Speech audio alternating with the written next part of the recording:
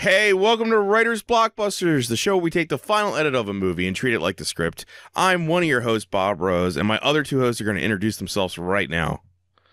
I am Jimmy George. I am a screenwriter and script consultant. My Twitter handle is @JimmyRGeorge.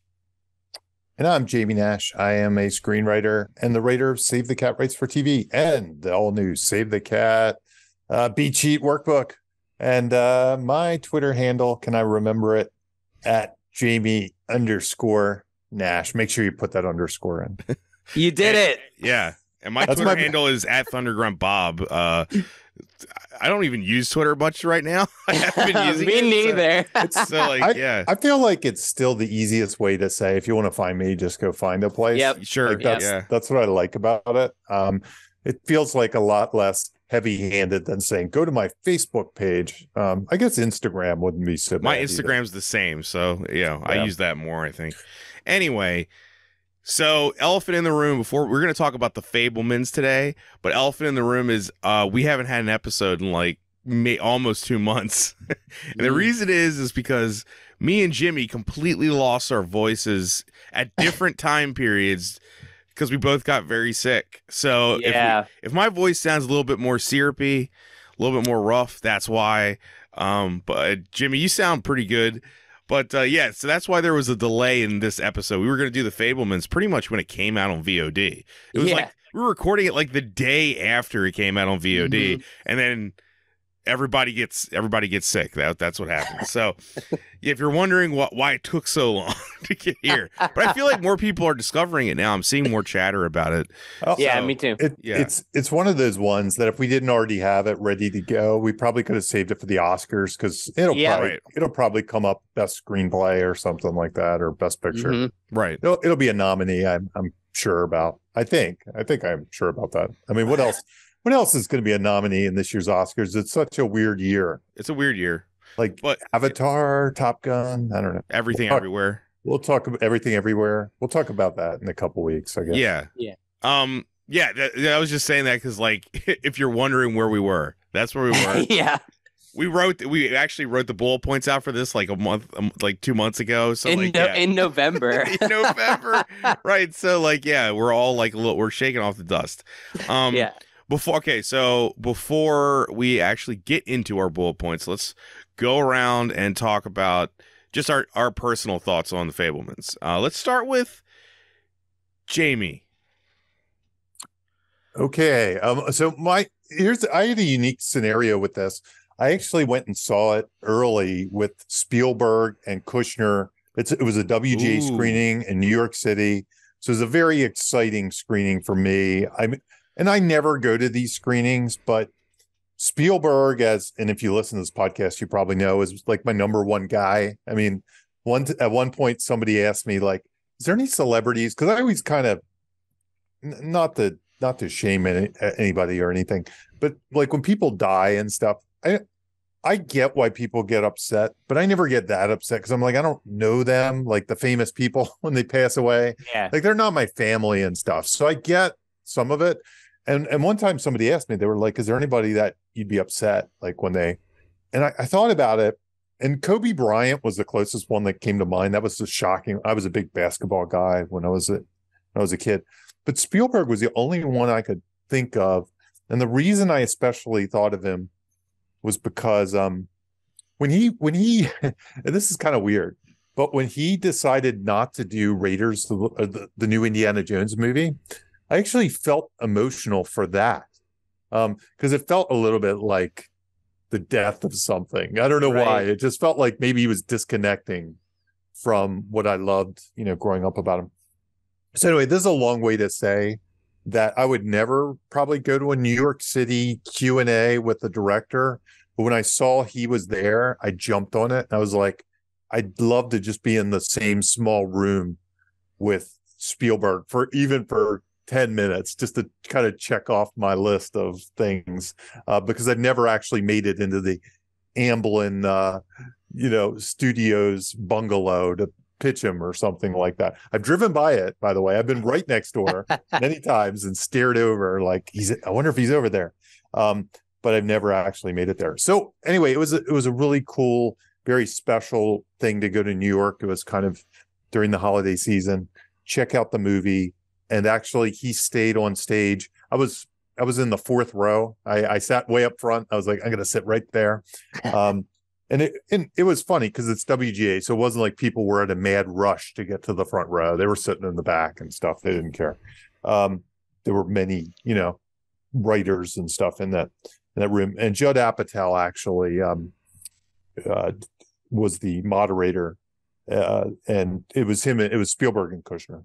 So anyway, that, to make a long story short, that may tinge my experience, because I had a great overall experience with the movie, the Q&A, all that stuff. And the other big thing, not only am I a big Spielberg fan, but if you know me, I'm also a big bio fan. Like I love biographies and true stories and the making of stuff and behind the scenes of movies. Like just to give you an idea, this is very long-winded at this point, but beside my bed right now, the books I'm reading are Matthew Perry's bio, Jeanette McCurdy's bio, Kelly Ripa's bio, and Anna Faris's bio. That's what's next to me, So this is totally Kelly Ripa's bio. Wow, Jamie. Kelly Ripa. I'll read anybody's bio, even if I'm not interested in the person. I'll read their biography. I don't really know Jeanette McCurdy either. I don't really know her work, but I was like, I got it, because she's the latest showbiz bio that's out. So I'm really into showbiz bios. I'm into that kind of thing. And for those reasons, this movie was right up my alley. And I love Spielberg movies. So I really dug it. I do have a question later on that I'll ask. I mean, you can go through your stuff, but I'm going to ask the question now and we can get back to it. Are there movies that are only good because they're true? Mm-hmm. And interesting. What you'll learn when you research this one, and the Q&A bared this out, this movie is truer than most biopics and histories you will watch. Even though he did use the Fabelmans name, this is pretty much I would say a 100% true story, but it's a very, very faithful true story. Like almost every weirder thing that happens in this movie happened, and some of them happen word for word. And to me, that highly informs the entertainment value of watching this movie. So but we can have that Bohemian Rhapsody problem, huh? It doesn't. It's actually doesn't. It's much truer than, and even though he changed the name, it is much truer than Bohemian Rhapsody or many of the other ones that you watch. I watch all of these. So right now I'm watching George and Tammy on Showtime. I'm watching the Chippendales movie on Hulu. It's a genre I heavily watch, and this one's as true as they come, and I think that informs it. So anyway, that's my long answer to this question. Jimmy, I loved hearing that long answer. By the way, yeah, it's great. Loved it. For me, I of course, I'm a huge Spielberg fan, so it was really cool to get a glimpse, of what led to the Spielberg we know and love. So yeah, of course I love this movie. I do have a couple things. So my favorite thing about this movie, because it's not on the talking points and I don't think it's really screenwriting related. My favorite thing about this movie is, Spielberg is very, it's like widely known that he refuses to do a director's commentary. He refuses to do the Penn and Teller where he's showing us the tricks, and how he's well known for not wanting to demystify the process. Mm-hmm. And what I think is really cool about this movie is it feels like 2 hours of him going, look, like, I'm not that special. Like, it's just about like what happened to me informs my perspective. Like, every one of the movies that he makes until the end is him trying to replicate somebody else's movie. So somebody else's vision, somebody else's style, somebody else's tricks. He's learning how to become a filmmaker and a storyteller by homaging and feeding off the inspiration of other filmmakers at every step of the way. And I think that's really cool. Like, I think that's really like obvious that he's trying to be like, I'm not some like brilliant visionary. I'm just a guy who loves movies and was inspired by these other filmmakers to learn how to make movies myself. So that's my favorite thing. Watching it a second and third time, that's what I take away most. I feel like every single sequence is like highlighting, like, look at this movie that I fell in love with, and here's what I did in response. I try to make my own version of that. And I don't think that's something I expected from this experience, like, at all. And so that's my favorite thing that I take away. I do think, and we're going to get into it later, I don't think it's like a love letter to cinema, as I keep seeing people. It's a love letter to cinema. I think it's a love letter to people who want to make movies. And I also don't think, to Jamie's point, sort of like an extension of what Jamie says, I also don't think it's as good if you don't know who Spielberg is and have like an affinity for him. Like, I don't think it's as universal as they were aiming for. Like, I think if I showed this to my 17-year-old nephew, who only Spielberg movie he's seen is Jurassic Park, he would be very bored for a number of reasons, but mainly because it's not made for him, you know, because he doesn't care about Steven Spielberg. So anyway, but regardless, I loved it. Of course I loved it.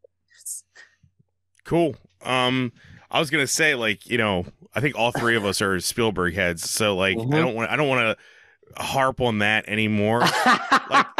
Yeah, we know. Yeah, 90 episodes of you loving Spielberg. Right. Like, you guys wouldn't even know me if it wasn't for me seeing Jurassic Park as a kid. You know what I mean? And I feel like I could just say, listen to our Jurassic Park episode and listen to me talk there about Spielberg.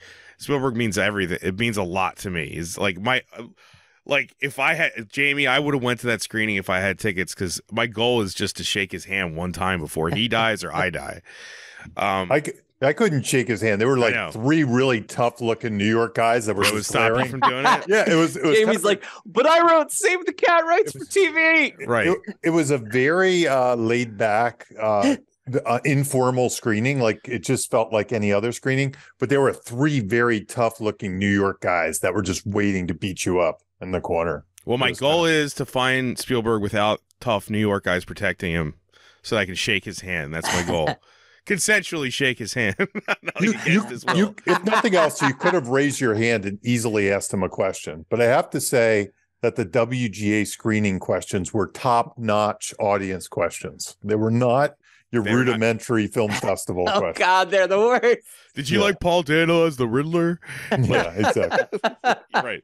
Okay, so yeah, like, I you know, what you guys said about the movie is really informative to how I feel about it.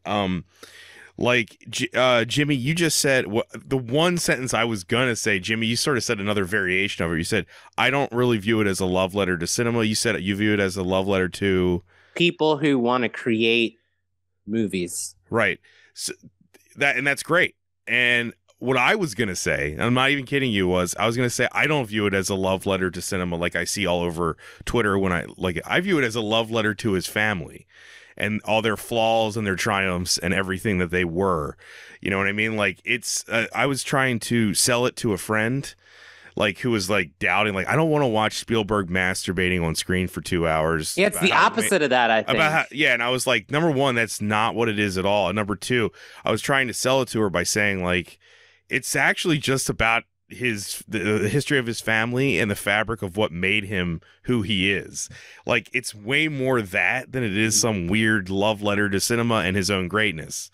Yeah, not at all. That said, so I can counter, Jimmy, I'm not countering you. I'm adding to what you said. What I love about the Fabelmans is, while it is him being humble and saying, here's where I got everything, there is an inherent thing in the movie where it shows that the magic of putting the pieces together of cinema, he did sort of innately have. Like, he is sort of admitting that, like, like, you know what I mean? He's copying the things he saw. But when it comes to like the editing and everything, that's where like the other characters are like, oh wait, there is something here. Like the kid can actually put it together, and it works. Like there's an innate thing. It doesn't exactly describe like when he makes a movie, everybody's kind of blown away, and it's always magic. Like it's never shitty. People are like, it's never shitty, and they never really explain how he got from A to B. Like that would be the movie of like, how did he become the genius filmmaker that he is? And instead it's just like everything he does is magic when he comes to filmmaking, but that's really not the point. It's not the point. Yeah, but I like that sort of, because that, like, as humble as I feel the movie is, there is that slight bit of like, no, the second he picked up a camera and he aimed to film trains, he like understood the editing. Right. Yeah. Right. Yeah. Okay. And that's sort of, I don't know. I like that little bit of like, Spielberg, you're allowed to admit you're Spielberg. Still, like he did it just enough, and it was just a razor's edge of perfectly being like, yeah, I know what I was doing. You know, like I still had something about me. I like that a little bit. I read a story that he, you know, that the war film that he made in the movie. Yeah, so all the movies in the film were recreations of movies he made as a kid. He said he got to redo him. He made him a little better. Yeah, you get to do him as him now. That's awesome. So I read a story that he showed that war film to the cast of Saving Private Ryan, and they all looked at him like, what the hell's going on here? It's gonna look better than this, isn't it? They were really confused by what he was showing them. That's great. Yeah. Well, I want to end. I mean, obviously, I really love this, and I do agree that it's more for people like us than it is for anyone. But if I had to sell it to other people, I would say it is a family drama about like, you know, a Jewish American family, parents that don't click but do love each other. Like it's got stuff that goes beyond Spielberg's aura. You know what I mean? My sister went with me. Like I needed somebody to go hang with me, so my sister and I went. And she's not like crazy movie person. I am by far. She knows who Spielberg is. Right. In some of his movies, and she, you know, her big takeaway was the weird love story. I think as much as anything else, like that whole thing and how that went through so many years and things like that. Yeah, no, it's definitely, and it's him discuss, the camera never lies, and him discovering his mom's own feelings through the screen instead of through real life. You know, like she's like, oh, my mom wants to have sex with Seth Rogen. Oh, okay. You know, like that. But yeah, so I loved it. I'm gonna end my little rant here by reading my favorite tweet about the Fabelmans, which was written by @Mr. Drew Landry. I don't even necessarily totally agree with this tweet, but it's the best tweet about the Fabelmans that exists. And it reads as the following: The Fabelmans is 2 hours of Spielberg telling the audience, I've been amazing at filmmaking since I was 4 years old, you fucking losers. And it's the most baller thing I've ever seen. 10 out of 10, no notes. All right. Yeah, it's just a great. I read that like right after I watched the movie, and it made me laugh out loud when I was by myself. So I was just like, I had to read it. I'm just hoping we one day get Tarantino's Fabelmans. Oh man, because that would be a video store movie. Yeah, and I think it will be more. Movie. I think it will be more like what that tweet says. I think one day, you know, and that's why I like it, because it'll be so arrogant. Yes, the arrogance will just drip off everything. So yeah, we're pretty Spielberg friendly podcast. I think you might not find many podcasts as Spielberg friendly, but then again, we're all like 40-ish years old and white dudes. Jamie's a in little America. older, but yeah, I know, but I'm just saying we're like American 40-year-old dudes in like 2023. Yes, we're gonna love Spielberg. Sorry, that's just kind of how it is.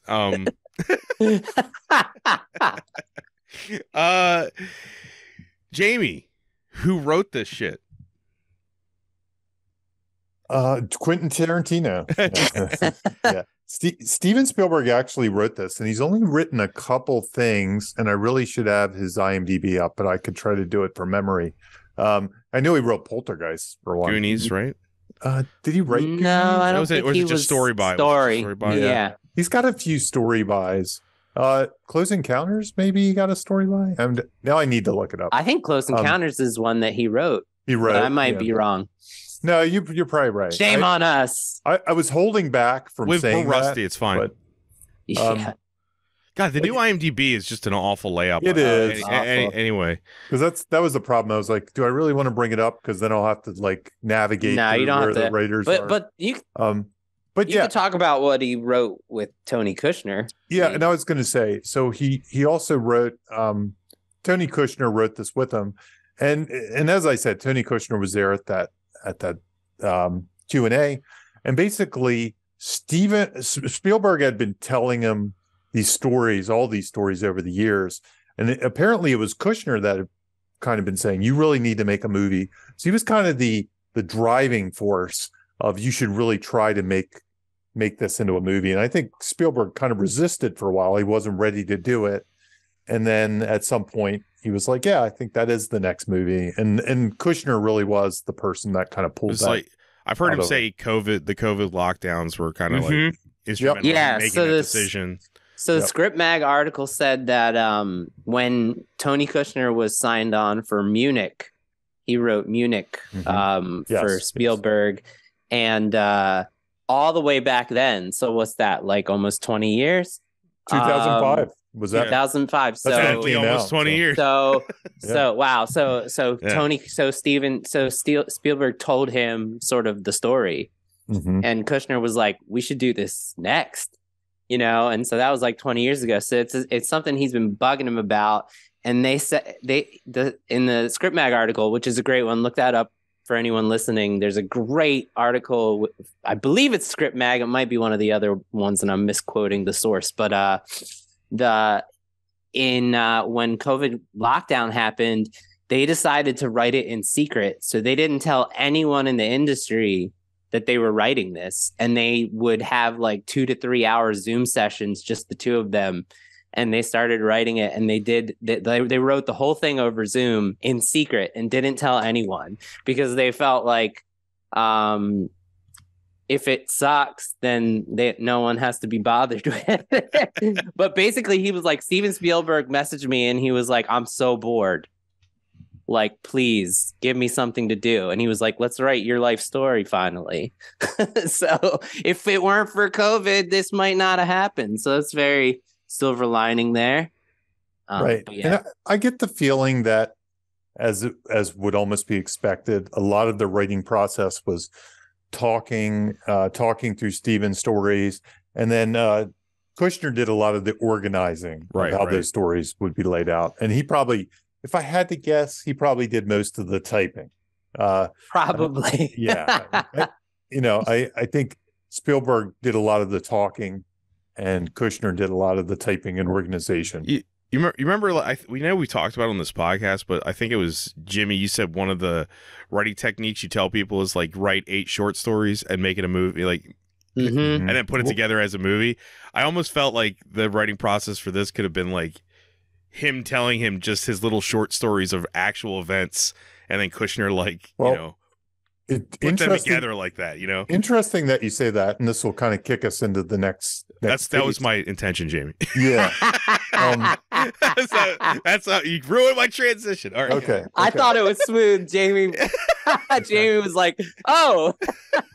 It's it's fine. I was clapping off mic. It definitely was Kushner has a quote, and I think Jimmy has it written down somewhere. Yeah. You want me to give it? So this is directly from that article. He said this movie was going to travel over approximately 13 or 14 years through 3 states. So it was going to have an epic structure, which is an odd thing for something that's a coming of age tragic love story. Usually these are more Aristotelian. Unity of place and action. It all takes place in one concentrated thing. We talked about trying to tell this story that way, and we just couldn't. We really needed to start with Steven with Sammy, he said Steven, and with Sammy as a little boy and go until he was 18. I was excited by that because epic dramaturgy is interesting to me, episodes rather than one single setting. And film gives you so much freedom for that. But we knew that it was going to be an interesting thing because this is not the kind of story that's usually told that way with that kind of structure. So that was a big part of our writing process. So there's the quote directly from the writer himself. So yeah, and it should be stated that epic dramaturgy, like if you kind of Google that or look it up in theater, it kind of means a collection of stories that all kind of make a collage of one whole. Like if you asked me what an epic was, I'd say, well, it's a guy that's half naked with a sword or something. Lord of the Rings or something, right? Yeah, exactly. But but epics were typically like, I don't know, historic collections of stories about maybe one hero that were kind of bound into one thing. So were each episodes, they were, it's almost like a series or something like that. But when you look at them as a whole, they kind of they form another shape. They mean something else. And that's kind of what he's saying there. So with that said, then you had some other things you said, like time and place and doing all that kind of stuff.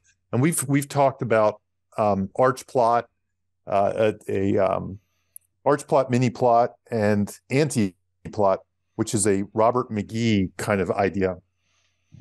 And there's 3 different types of stories, and Robert McGee puts them in a pyramid shape.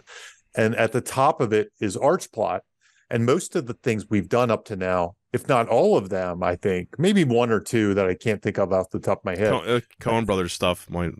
Coen Brothers, but even so, then, yeah, you're right. Yeah, like Fargo is the one I think we did. What other did we do? In the Oscar episode, we talked about many movies, and one of them was Little Miss Sunshine, which is more like a mini plot. Yeah. But we only did like a couple minutes on it. Maybe adaptation. That was yes. Adaptation would be my first guess. Yeah. Yeah, I'd have to go back and look. That's like 4 years ago now for us. Right. Yeah. Right. But Tony Kushner specifically mentions Aristotelian plotting, and that is arch plot. They're almost synonymous with each other, and it means things have a cause effect. Setups get paid off.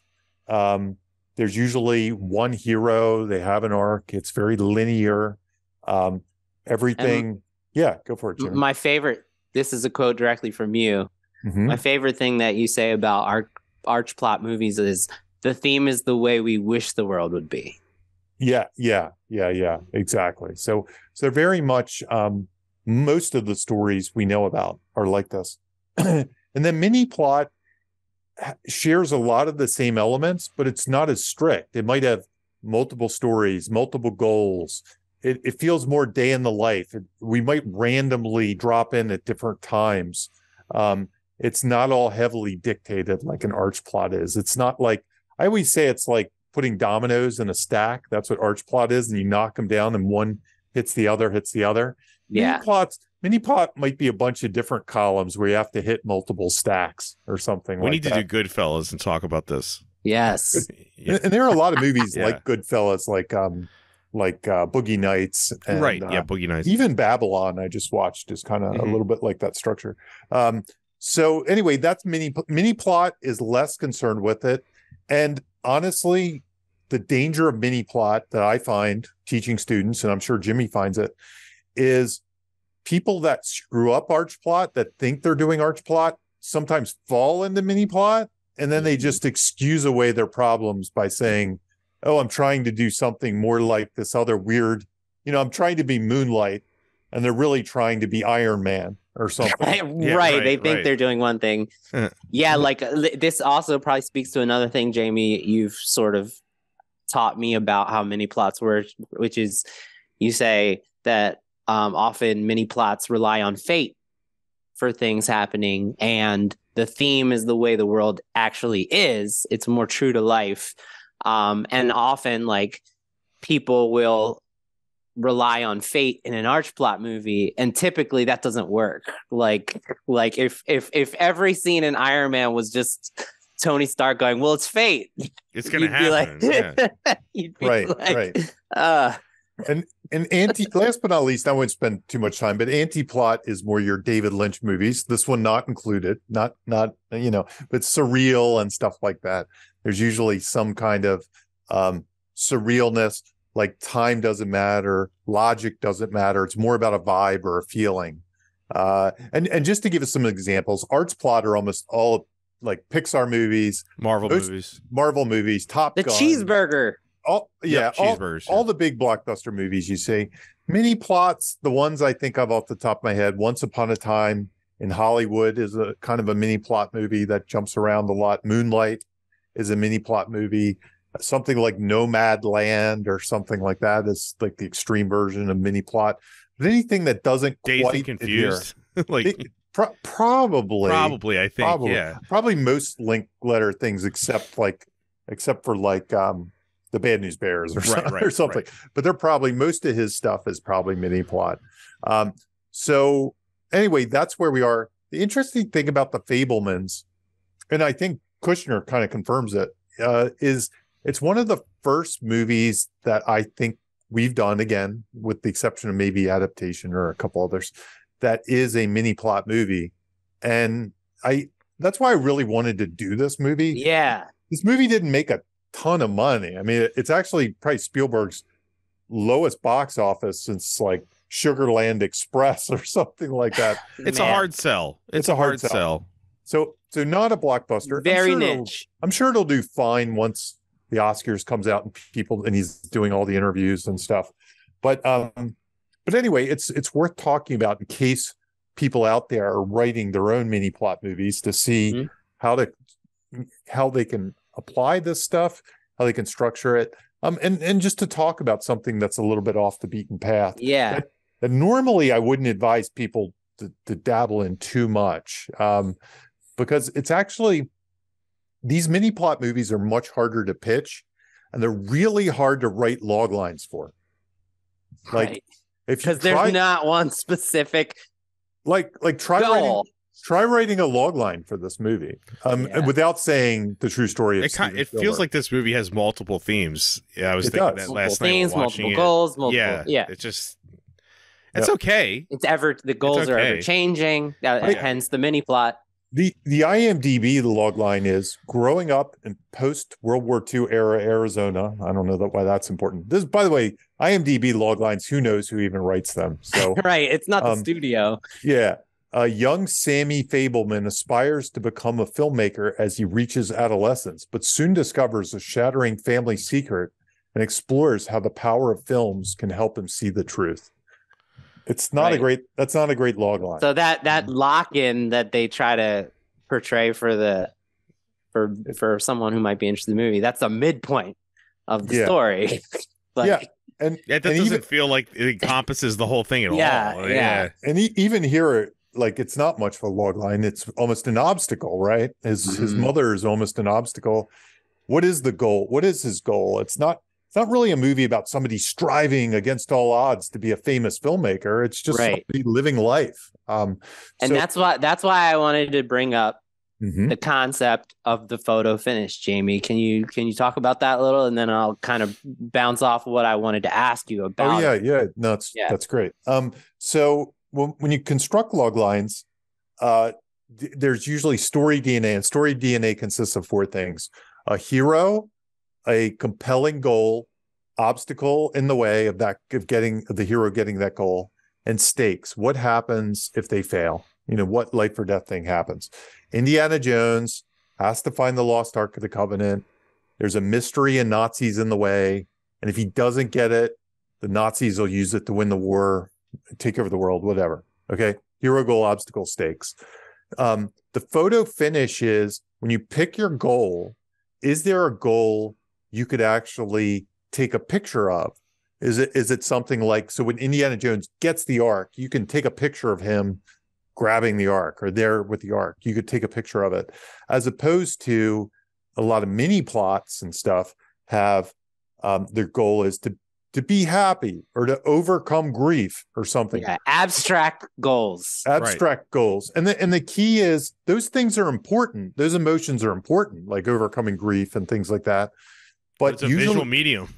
But in a visual medium and writing an arch plot story, what you want to do is translate that into something that you could take a picture. So what does the hero think will be the final step of overcoming grief for them? And it might be, what does that look like? It might be spreading the ashes on the ocean or something. They finally did it or whatever. Or it might be they finished their husband's movie project or something, finally get closure or something. But you usually try to take that abstract internal idea, which works great in a book, and then translate it into something you could actually take a picture of for the goal. And that's what the photo finish is. Because otherwise there's no way for the audience to connect with that achievement of, thing. You can't just film someone's face and assume what they're thinking all the time. Right. And Jamie has talked about doing this exercise with his students, right? With that being the end result of you giving this prompt, right? Yes. And a lot of times I get back a smiling person as the photo finish. Like, despite my efforts to try to get them. I mean, if the goal was them to be happy, I guess it kind of. Well, that's the reward. I always push back because when I'm working with clients a lot, because I read amateur scripts 5 days a week, bingo. Often, when a writer.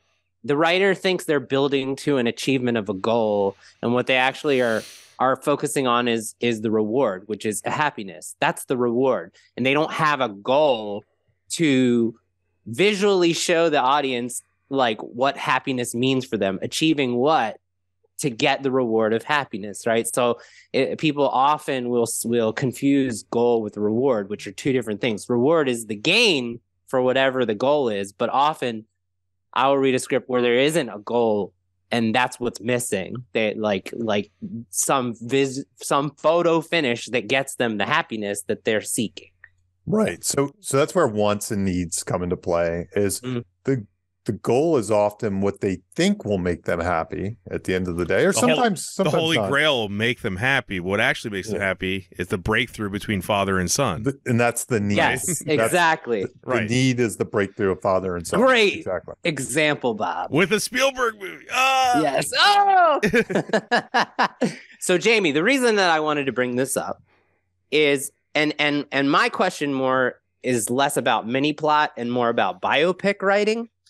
My question is, do biopic stories rely on the audience's superior position of the photo finish we already know happened?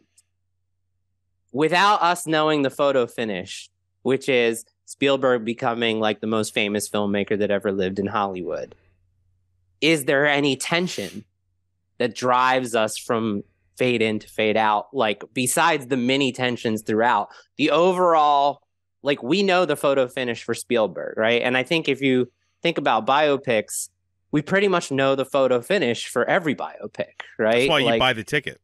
Yes. So that's my question. Like if someone is starting out with they want to write a biopic, I wanted to ask Jamie what you thought about like this as part of the construction and the strategy with writing a biopic, is keeping in mind that you need to remind the audience where the character is toward that photo finish we already know happened, even though the character themselves doesn't know that that's their destiny. You know what I mean? It depends, because some biopics, like I mentioned, I'm watching George and Tammy on Showtime, which is about George Jones and Tammy Wynette, and I'm watching Welcome to the Chippendales on Hulu right now. While he's podcasting. To be honest, and this is the weird thing about me, because I'll watch any biopic. I don't know much. I don't know what their photo finish is. Gotcha.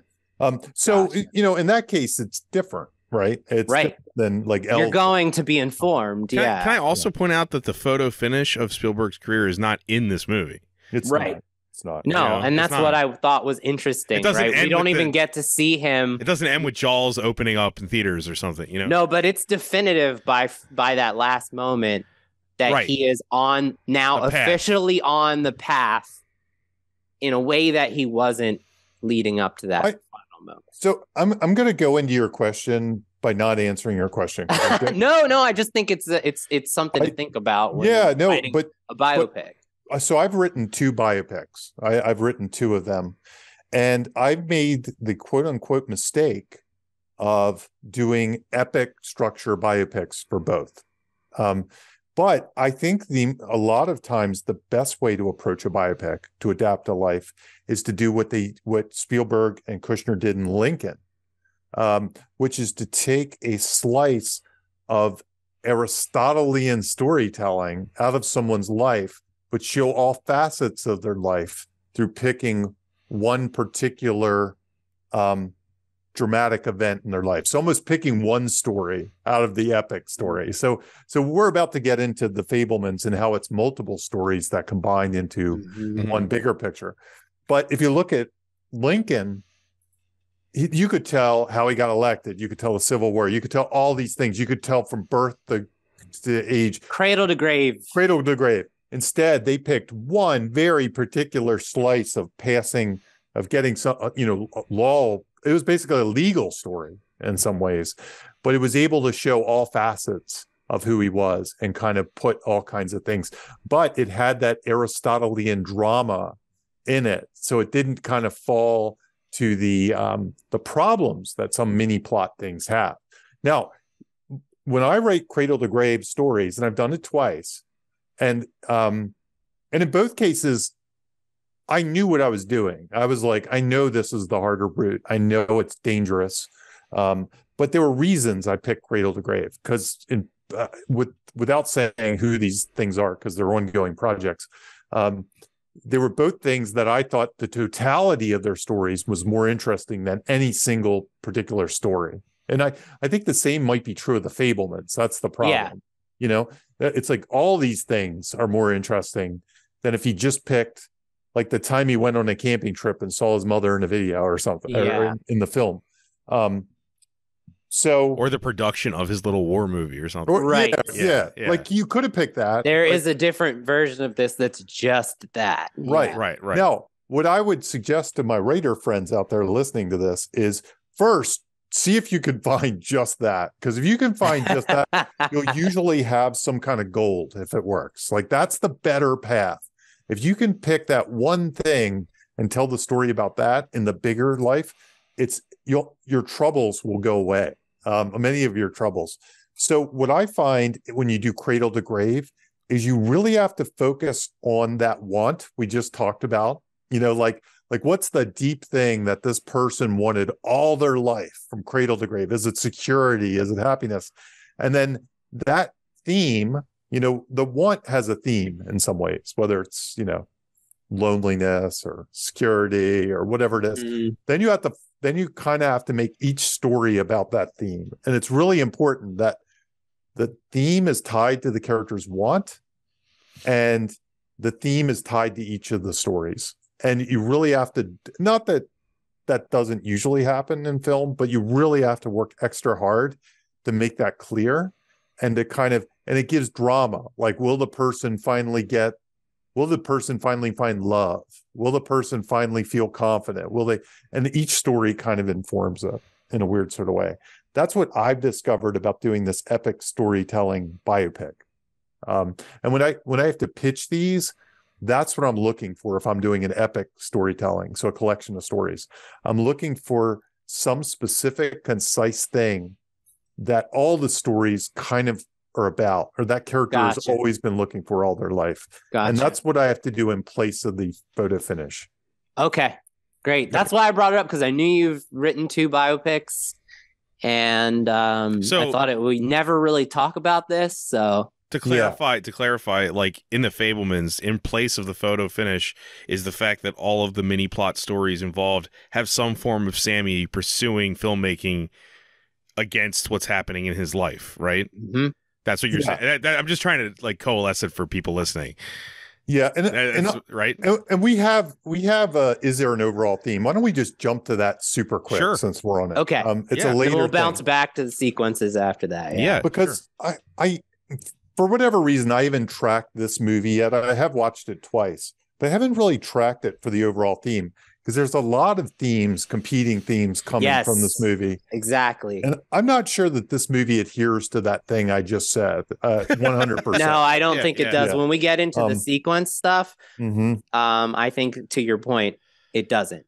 Yeah, because in some ways, his mom's story is about things. His story is about things. Now, there are a couple places that pop that I almost highlight. Like when his dad comes in very early on, right around a theme stated story. And what does he say about his trains? He says it's not enough just to love something; you have to protect it. You have to take care of it. Take care of it. Yeah. And to me, I'm like, that's sure that's the theme. Does it apply to all these other things that almost feels like Spielberg just talking about film preservation later on in life or something. it kind of applies to his mom. Yeah. Like. Yep. You can track that in several areas of the story. The thing is, there's so many, right? Like, do you guys mind? I got some quotes. No, because there's a lot of them. They're all over. Judd Hirsch, of course, is a theme guy. You know what he's doing. Yeah. Literally comes in and says the theme. So the one it leans hardest on, we'll just bounce off of what you just said. The one it leans hardest on is artistic pursuit versus responsibility, which is all the Uncle Boris stuff. He's talking about like your mother gave up. What does he say? He says, she could have been that concert piano player. What she's got in her heart is what you got. Art will give you crowns in heaven and laurels on earth, but also it will tear your heart out. Art is no game. Art is dangerous as lion's mouth. It'll bite your head off. Family art, it'll tear you in two. These are all lines from him. And in contrast, it leans really heavily in the end, because you kind of always look at it like, well, how does the movie end thematically? Like, what's it saying, right? So like his dad, who's been against Sammy filmmaking the whole movie, right? Just a hobby. Yeah. Right. Here's this. I've got the script up. The script is out there, by the way, for anyone who wants to look it up. The script is out there. Just look up the Fabelmans PDF and you'll find it right away. So it's that scene in the apartment where it's just Sammy and his dad now living together while Sammy's going to college. And Sammy's all upset about college. He hates it. And Bert finally says, if you hate school so much, don't go, which is like a complete deviation from the way his father has treated education the entire time. And he's like, what? Sammy's like, what? And he's like, I don't know. I would like you two, because this film thing, maybe I should have put my foot down years ago, but I know you're going to work like the Dickens on whatever you wind up doing because you're a chip off the old block. And then he says, because this is right after all those pictures his mom mailed of like Bert and his mom happy, like together. He says, we're never not going to know each other, Sammy. And Sammy says, how do you know that? You and mom don't anymore. And Bert says, yes, we do. We always will. We've gone too far in our story to actually say the end. And I feel like this scene is basically his father saying, like, you're not going to lose your family if you pursue your art, right? Which is something his father has, that's why he lost Mitzi, right? Because he refused to accept that like she could be that and also be his wife, right? So I think the movie is heavily circling around the debate whether can I pursue my art and still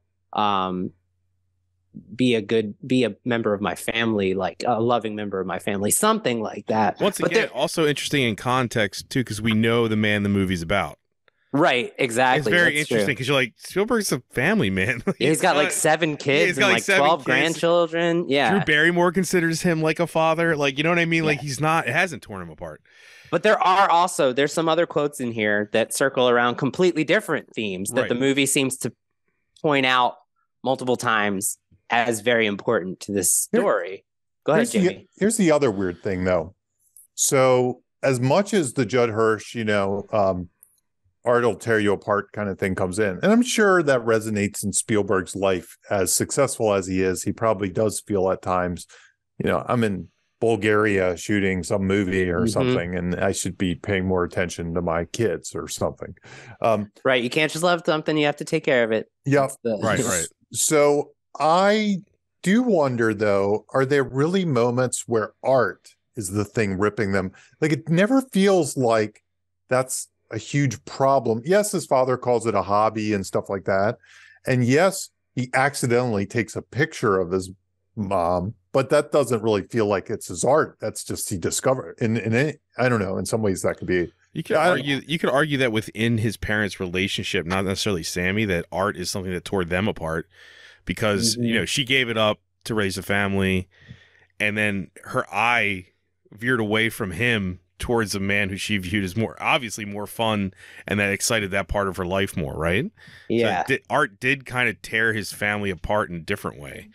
Here's the weird thing but about not it. indulging her, indulging is the wrong word. Not being supportive of her art, is what led. It's what led to that. Yeah. It's actually the opposite in some ways. Like, she didn't follow the art thing, and that's maybe destroyed her or something. Or I kind of look at it like they all have their own passions. Like, for whatever reason, her passion was that guy. So I'm minimizing it to art, but it's bigger than that. Yeah, James, passion. Good call. Passion.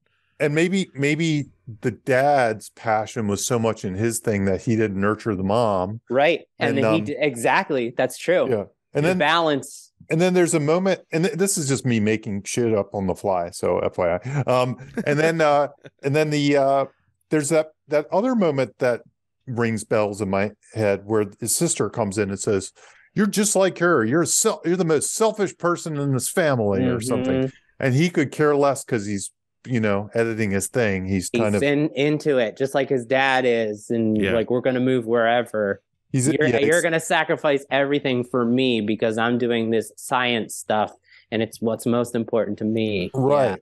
So I'm not really sure what it's necessarily saying, which sometimes is what a mini plot does. It more asks the questions, but doesn't give you the answer. Well, can I bring up something too, like with this, with the theme stated, with like watching it multiple times now, there's a part of me that thinks that maybe Boris, the way that the Boris scene is executed is so, it feels like it's trying to tell the audience something so much, but watching it like 3 times, I'm like, you know what? I think in the end, I don't think that Kushner or Spielberg think Boris is right. No, I think that Boris is the extreme, right? Yeah, so he's a worst case future self, right? Of Sammy.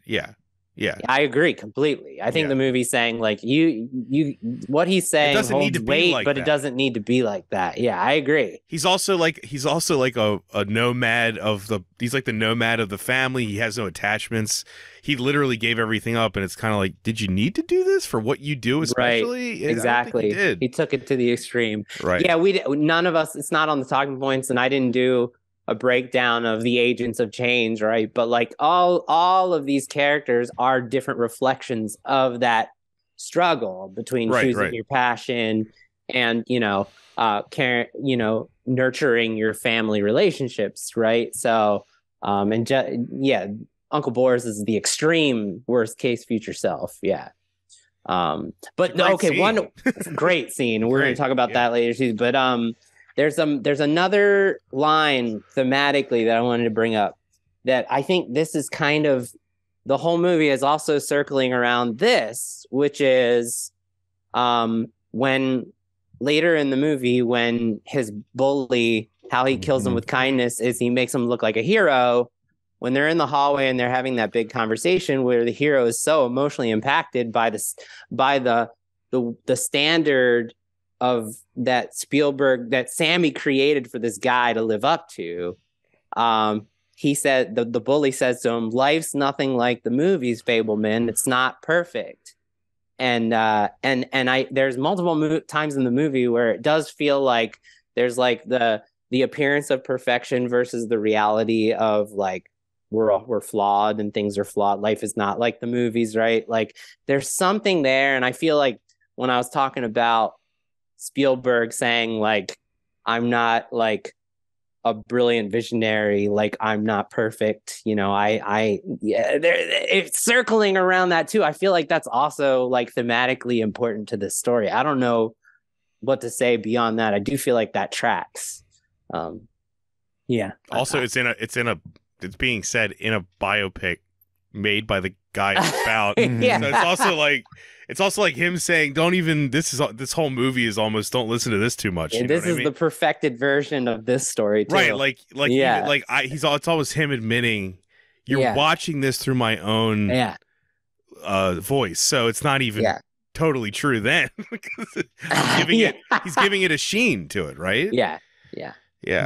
The not off topic, but the one line where he said, I'll never tell anybody about this unless I make a movie about it. That's great. That's in the end. Yeah, that's right. That same conversation with Logan. Yeah. That played so huge in the WGA. That got his huge laugh, and even the way he kind of looks toward the camera when he says it. It's a wink and it works. Definitely a meta kind of thing. I just want to know if that guy is alive and saw the movie. That's really I know. Whoever that is. And it was pretty much true what he did. I can't remember. I think he said he might have added the other character, the other guy. The two bullies, one who, at least to that scene, and the weird thing about that, I remember when Spielberg talked about that in the Q&A, I don't think he really understood what was going on in that moment either. He just said it was weird. Like the guy had this weird reaction. He didn't, it was just kind of a weird thing, because it's hard. It's a hard scene to interpret, like what exactly is going on. I do agree. There, Yeah. And I think Spielberg kind of reflected that. He's like, I think he didn't really understand completely. He had some ideas and he put them in the movie, but he said it was kind of what makes it great, though. It's like, I know. It's so peculiar why the jock is so angry about looking, because you think his arrogance and his confidence would be fed, and then he's like breaking down over it. Yeah, he basically was like, I'm not as good as you made me out to. So now I got to live up to this. Yeah, like it's a really interesting reaction. And even Sammy / Spielberg's like strategy in it. Like, was he trying to be his friend? Was he trying to screw him over? Was he making fun of him? What was he doing? I think in rewatch, a couple scenes before that, Mitzi is telling Sammy how she could never get into a fight with his dad because his strategy is to kill people with kindness, even when he's fighting. So I feel like he took that and he was like, that's how I'm gonna, because since it happens in such close proximity, he kills him with kindness, right? And then the other bully, he makes him look like an asshole. I was gonna say he didn't kill him with kindness. Yeah, no, he didn't. But it's also about the power of cinema. That whole thing is more about the power of cinema. That is him realizing what he can do with cinema. Yeah, he can wield it. Yeah. But anyway, I think overall, what's the theme? It seems to be circling something about your passions and versus your responsibilities, kind of thing. But it is a little vague and a little, real lifey, which is a typical thing many movies do. They're not as honest, not as tidy. Yeah. Yes. Yeah. Do you guys want to circle back to sequences? Yeah, I was going to say, you want to go back because we kind of like missed it. Yeah, so we've talked about many times. Some great examples are the Solo episode has a great sequence method. If anybody wants to get more examples of the sequence method, but when you're coming up with, when you have a blank page and you're like, how do I tell this story? One easy way to shortcut is to come up with a bunch of mini stories. And this, like you said, we've been talking about, Jamie, this demanded it, right? The Spielberg epic. What is the Aristotelian?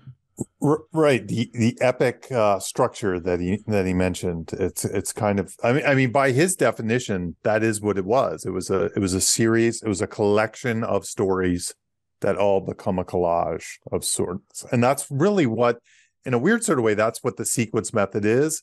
But the sequence method can also be used for arch plot Aristotelian storytelling as well. Right. Like if you're going to do an arch plot, what you would do is, okay, so the end goal is to get the arc before the Nazis do. So every single mini sequence has its own central conflict, but it's all either going to, the end of that sequence is either going to give the Indiana Jones progress toward getting the Ark or regression away from getting the Ark. Like the Nazis have the upper hand by the end of the sequence.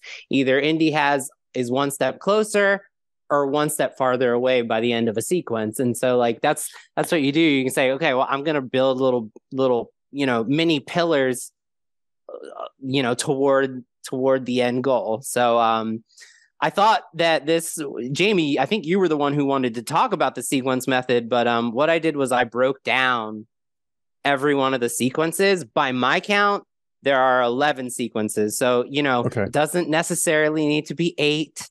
8 is just a nice tidy number, because if you do 8 sequences there that are 10 to 12 minutes, you have a 90-minute movie, right? In this case, by my count, there are 11 sequences, and often they end with like a fade to black, so it makes it very easy to track this. Yeah. And by the way, I think Spielberg movies, especially his early ones, work really well. Like, I think did we do this for Raiders? I feel like we didn't. We may have done the sequence method for Raiders. I know we did it for Solo. Star Wars movies also seem to break really well by sequence. They're like 8 set pieces, basically. Yeah. I think it might have been an idea that maybe not codified, but came out of the 70s filmmakers, and the 60s and 70s. So, yeah, well, they grew up with those reel-to-reels. They grew up with this basically where every single little reel of film was its own mini story. That was how it was able to. It was actually a physical delineation. Yeah, it was how they were able to entertain people in a long form by like putting little short things on reels. Yeah, so I'm going to label each sequence, and then I'm going to say what I think the central story question is that creates the tension for that little mini movie. And then if you guys have any, if you guys disagree, like, please, like, I'm not saying I'm right about this. And in fact, there's one sequence where I'm not sure. Okay. So sequence 1, Sammy's first movie. So this is 15 minutes long. It's from 1 minute to 15 minutes. And basically the question, once he sees the movie, when it's the catalyst, is, will Sammy successfully homage the train crash from the movie? Most of the sequence is building to answering that question. And the tension around it is he going to get in trouble? Is his mom going to get in trouble for buying him the camera? All this stuff. They're doing all this stuff in secret. Is Sammy going to be able to replicate it? Because we know that we see that he's trying to. And so the whole thing is like a little mini story that asks that question and then builds to a resolution about that question. It doesn't build to a resolution about the whole movie, but that one question we're focused on for 15 minutes. Sequence 2, moving to Arizona. So this is only 6 minutes, but it has a nice little beginning, middle, and end that makes it clear to me that I think it's one little sequence, which is there's a debate of they're going to move to Arizona, and there's all this tension in the family surrounding will they take Benny with them to Arizona. And by the end of the sequence, it cuts to Benny in the car on the way to Arizona. Mm-hmm. So we get a resolution to this story, to this question that's creating tension for that little portion. Sequence 3, the merit badge for photography, the making of Gunsmog. So this is a 10-minute sequence. And the whole story within this time period is, will Sammy successfully create a movie that earns he and his friends a photography merit badge? So it's this nice little making of this movie with all the trials and tribulations of that. And by the end of the sequence, he shows the movie and he gets the badge. So that's a nice finish of the badge. Yeah, photo finish. Yeah. Right. We see the badge. Yeah. Spielberg is actually an Eagle Scout, by the way. Oh, shit. Yeah, that's awesome. So am I, just like him. Me and him have something in common. How about that? Bob, you're an Eagle Scout? Yep. I didn't know that. Yeah. My nephew became an Eagle Scout a couple years ago, and I remember Spielberg was one of the ones they say as he is also an Eagle Scout. So that's awesome. This is the one I'm not sure about the question. I definitely am sure about the sequence because it's like one of the most memorable sequences in the movie. The sequence 4, the camping trip. This sequence is 9 minutes long.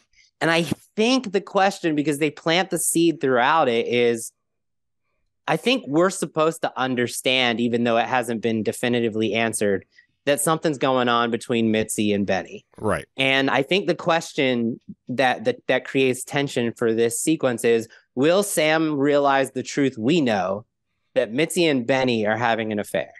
And then, you know, by the end of the sequence, it ends with him like filming his mom. Anyway, but he films his mom, but he doesn't learn. He doesn't realize what he's filming at that point. Sequence 5, the death of Grandma and Uncle Boris visits.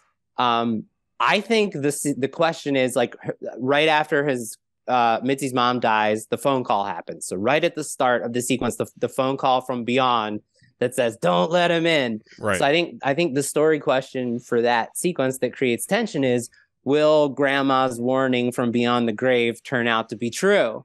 Right. And the whole sequence builds to Uncle Boris leaving. And that's a nice little tidy little thing. So in the end, he wasn't a threat, you know. But it answers that question, right? We didn't really have anything to be worried about. Sequence 6, Sam discovers Mitzi and Benny's affair, and that's happening intercut with the making of the film Escape to Nowhere. So, but the question that's driving us to create tension, this is a longer sequence. This is a 20-minute sequence because it's sort of merging those two stories. We're cutting between the stories. Will Sam reveal to his mother that he's discovered their affair? And then by the end of that sequence ends with a fade to black of Sammy saying to Mitzi, very upset, "I won't tell." So we get a definitive answer. Right. Sequence 7, Benny says goodbye to Sam, and the Fabelmans drive to California. This is a 7-minute sequence, so again, it doesn't have to be the same length every time. The question here is, will Sam tell the family that he knows about Mitzi and Benny's affair? So there's tension. We know that the two of them are hiding a secret from the rest of the family, and the whole thing is building to them, like Mitzi racing from the car and them having that conversation at the fence about like hiding this secret. Sequence 8, the Fabelmans are miserable in California. So this is like a 13-minute like new world of them in California and all the shit that's happening in California. And I think the question that's creating tension here is, how will this move impact the family? And we see by the end, it's clear they're all miserable. Sequence 9, so we're almost done. Monica comes to dinner and filming Ditch Day. This is a 12-minute sequence. And at the beginning of the dinner, Monica brings up that her dad has a camera, and it brings up the question, will Sammy get back in the game and film Ditch Day? And by the end of the sequence, he's going to do it, right? He's going to film Ditch Day. He's filming Ditch Day. Sequence 10, this one has 4 questions. They pass the baton to each other. So it's an example. It's sort of like 4 mini plots within this little sequence. It's like a 12-minute sequence. And it's mom and dad are splitting up and senior prom. And the first question is, will the family survive the breakup? Then the story takes focus of, at the dance, will Sam and Monica, will their relationship make it past prom? And the answer is no. No. Right. And then how will Logan respond to Sam's film? And then after the Logan thing is resolved, it's the bully shows up. How will Chad respond to the film? And he attacks him and Logan protects him. So here we have, in this sequence, we have 4 different questions creating tension that we get resolution to, one after the other. It's sort of like, as soon as one thing is resolved, a new question comes up that we're asking, that we're looking for resolution. But all the loops are closed, right? And then the last sequence is 1 year later in Los Angeles, and it starts with Sammy coming home from college, upset about going to college instead of doing filmmaking, and expressing desire to do that. And it's, will Sam get a job in Hollywood? And by the end, we get that, resolution that he meets John Ford, and he's going to get that. We know he's going to get a job in Hollywood, and he's going to be working forever. So I think every one of these sequences does have its own mini plot, right? And it's just a great example of how to make this sequence method work, even if you're not building to one like photo finish, right? So I thought they resonate with each other, right? Too. They outside connect as chunks. They resonate with each other. Yeah. Progression. I think if you're doing a mini plot, especially, if you come up with those stories, because here's the thing about mini plot goes in and out of stories. It has elements of storytelling. It has characters with goals. It just might not be the same goal through the whole movie or something like that. And that's what these sequences, I think, can help you if you're writing a mini plot to make sure your story is still engaging, or brainstorm your movie while you're actually kind of making it a little bit more random, a little bit more like real life, but it can still have drama from piece to piece. Right. That's a great way to put it. Yeah. Should we move on to scene stealing side characters? I think we already kind of covered a little bit of it. But there's one more piece that I wanted to try. Oh, so good. Go ahead. The save the cat genres. So in my book, Save the Cat, Beat Sheet Workbook, I have this available now. I have this little quiz, and at first I should, I guess, introduce the Save the Cat genres. We talk about them all the time. So Save the Cat genres are story patterns. They kind of are types of stories that you could tell. So it's easiest kind of said by example. We talk about Golden Fleece. A Golden Fleece story might be somebody trying to obtain a treasure or trophy. It's usually a road trip. There's usually a team. A Monster in the House, which we talk about a lot, has a monster that in a house that characters are trapped in, and it's kind of a battle of life and death that happens with this monster in the house. There's Buddy Love, which is it might be a friendship story, or it could be a love story. It could be Lethal Weapon, or it could be Pretty Woman. So in my book, to help you figure out what your story is, I came up with a little quiz. And when I was watching The Fabelmans, I think I know what I think, like my gut tells me this is, but I didn't do a lot of thinking in it. And I thought it might be fun just to go over the quiz and try to figure it out live. So I could ask the questions. But before it, why don't we just do one like arch plot movie? Like what's a classic, like Die Hard or something? We could do Die Hard just to kind of see how it normally works with Aristotelian storytelling, just in case it doesn't work at all with mini plot. So here's the questions. I'll let you two decide. Okay. So assume you have the log line for Die Hard, but you haven't written it yet. So that's kind of where you would be at this phase. Does your story center around a hero striving to win a specific prize, like a treasure, a safe filled with money, a championship, an election, etc.?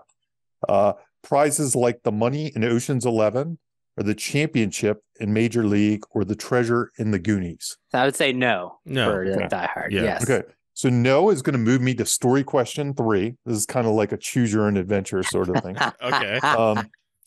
Does your story center around your hero slaying a monster, or taking out an enemy, or enacting revenge? Yes. Okay. Yes.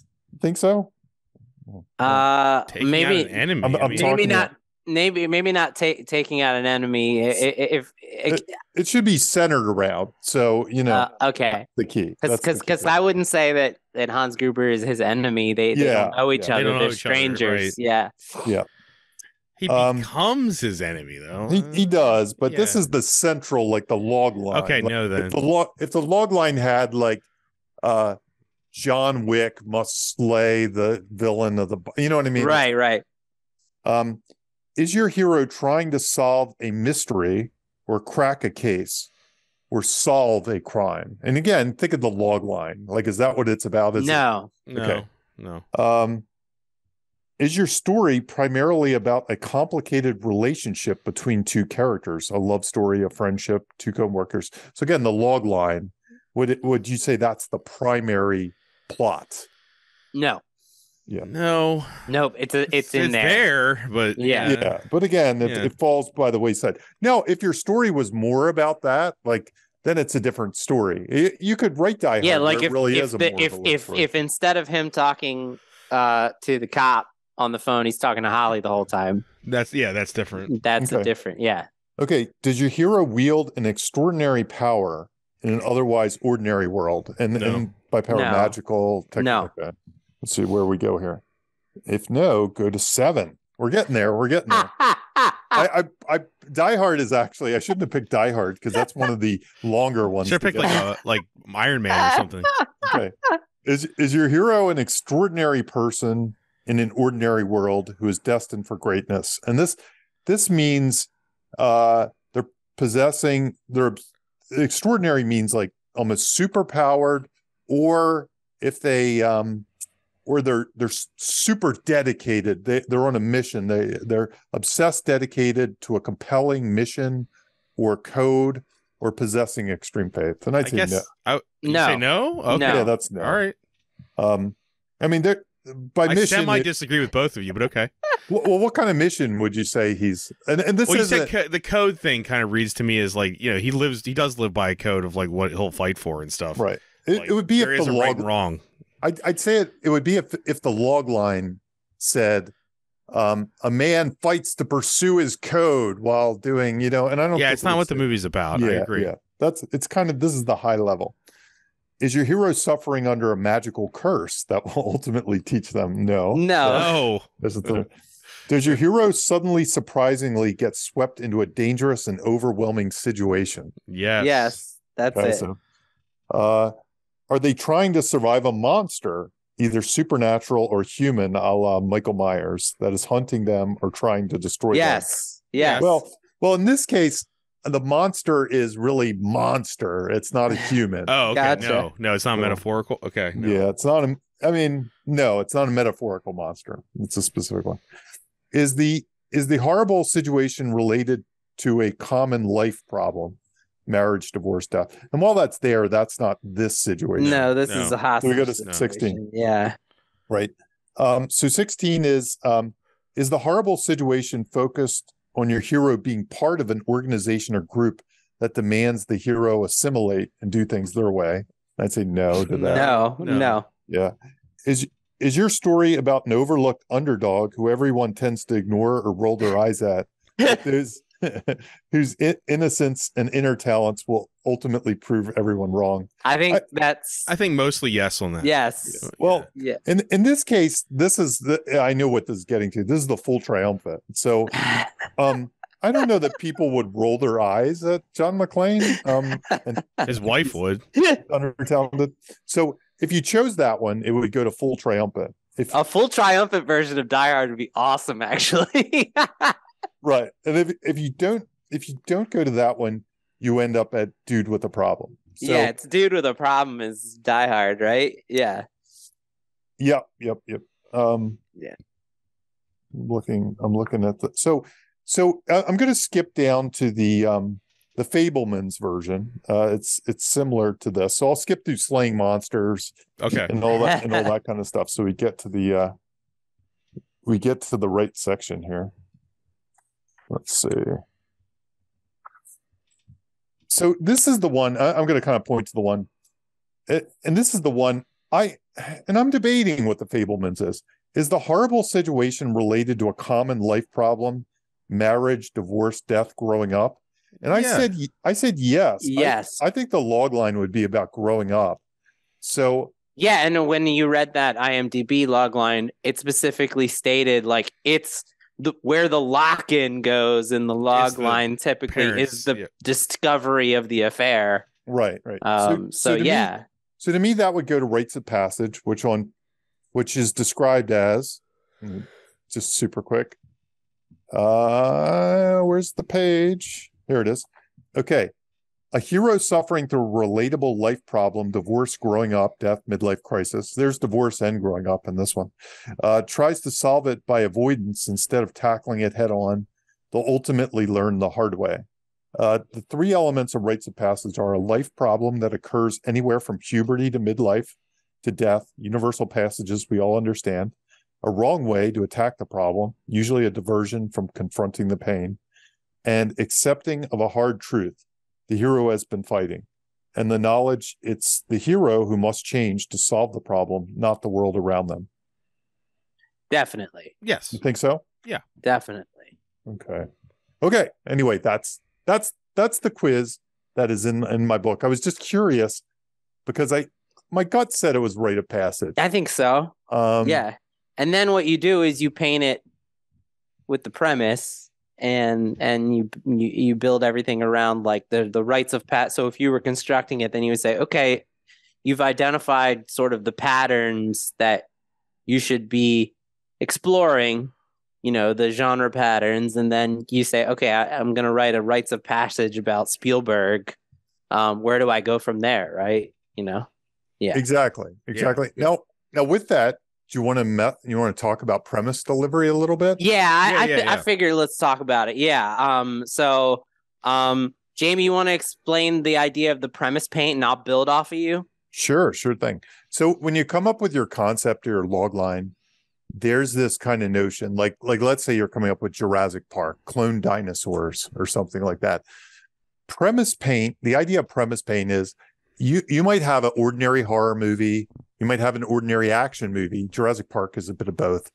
And you might ask yourself, well, what are the standard tropes of an action movie or a horror movie? And then the magic of premise paint is you take like what's unique to your story, what could only appear in your story, and you kind of paint these common tropes with that concept. So a car chase with a dinosaur, what does that look like? Yeah.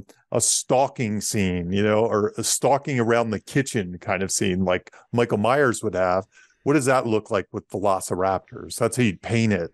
And most of these movies have these kind of trope scenes. They're almost expectations in certain genres. And then the goal with you is when you're whiteboarding, when you're kind of brainstorming all the scenes in your movie, is you're trying to paint them to something that kind of has never been seen before, except under your concept. Exactly. And that's essentially what premise paint and premise delivery is all about. Exactly. And I've had this, I have this exercise that I use for my clients. I use for myself. And we've talked about it in the Ghostbusters Afterlife episode. We talked about in the Batman episode and many others if you want to, look back and hear more examples. But it's basically the ordinary to extraordinary exercise, taking an ordinary person, place, thing, scenario, or even ordinary dialogue that we're familiar with, and painting it with the premise paint so it becomes something fresh and unique that we could only experience in your movie. So that's the concept. So for example, in Ghostbusters Afterlife, there's the target practice trope, a very familiar scenario. Well, what does target practice look like in Ghostbusters Afterlife? The proton pack just completely obliterates the glass bottles and the fence that it's standing on top of. And in the Batman scenario, so an ordinary scenario of the mayor's funeral, coat it with the Batman premise paint. A car drives in that is top to bottom covered with bombs, and there's a riddle on it that Batman has to solve in order to stop the bomb from blowing up in the middle of this Gotham's mayor funeral. So that is a way to take an ordinary scenario that we're all familiar with and make it special and unique to that movie using the premise.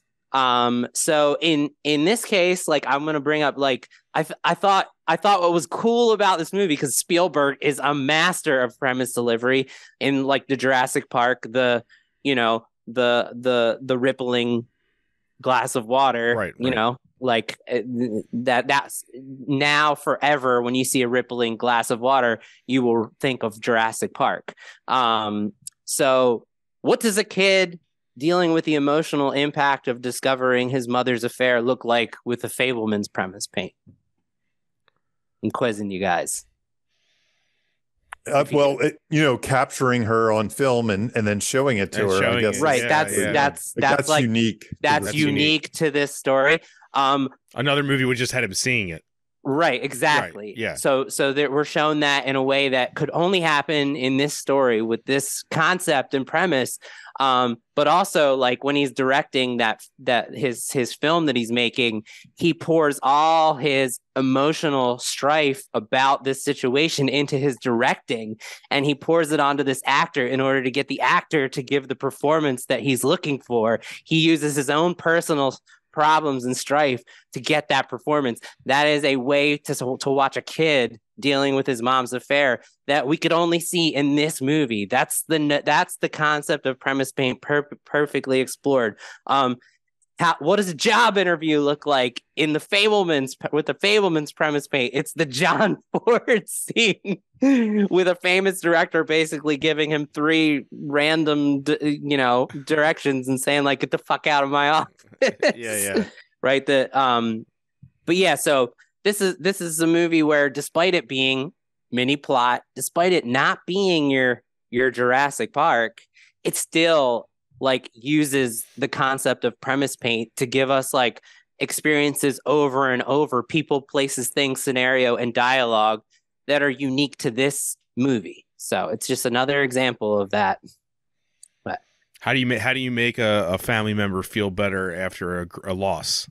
Mm-hmm. For most people, Right. it's, like showing pictures or just like, visiting. He makes a movie for her. He makes a movie for his mom. Right. Exactly. Perfect example. Yeah. So. Do you want to go back to the scene stealing characters, or? I want to hear what Jamie has to say about this. Like, well, it's funny. I put it on the list, but I don't. I wanted to talk about it with you guys because this movie has 3 scene stealing characters. It has, the Judd Hirsch character, of the uncle, I guess. Uncle Boris. Uncle Boris. Yeah.